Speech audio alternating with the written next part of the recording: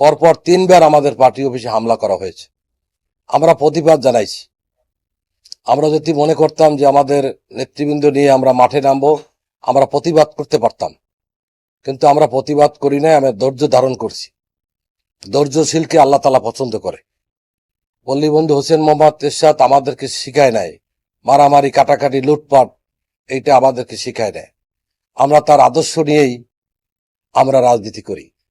সে নীতি আদর্শ নিয়েই বাংলাদেশের রাজনীতিতে আজকের একটা ঘন কুয়াশা দেখা দিয়েছে। নির্বাচন হবে কি হবে না এখনো আমরা সন্দেহ প্রকাশ করছি। জেলা মহানগর জাতীয় পার্টি অনেক শক্তিশালী। 5ই আগস্টের পরে আরো শক্তিশালী দল হয়েছে।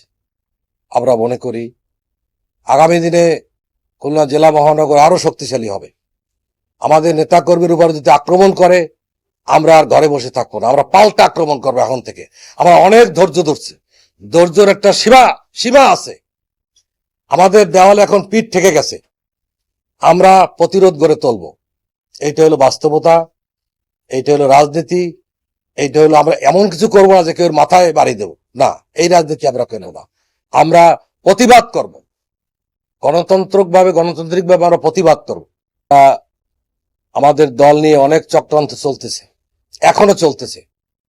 নেতাকর্মীদেরকে আমরা অনুরোধ করতেছি, এর প্রতিরোধ গড়ে তুলতে হবে। সবাইকে ঐক্যবদ্ধভাবে প্রতিরোধ তুলতে হবে।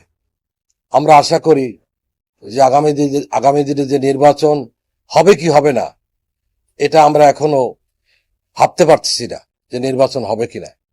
জাতীয় পার্টির উপরে অনেক চাপ প্রয়োগ করেছে। কেন্দ্রীয় কার্যালয় ভাঙচুর করা হয়েছে। এর প্রতিবাদ এবং আমি নিন্দা জানাই। আমাদের দলীয় চেয়ারম্যান গোলাম মোহাম্মদ কাদের উপর মামলা দেওয়া হয়েছে। অনেক নেতাকর্মীর উপরে মামলা দেওয়া হয়েছে।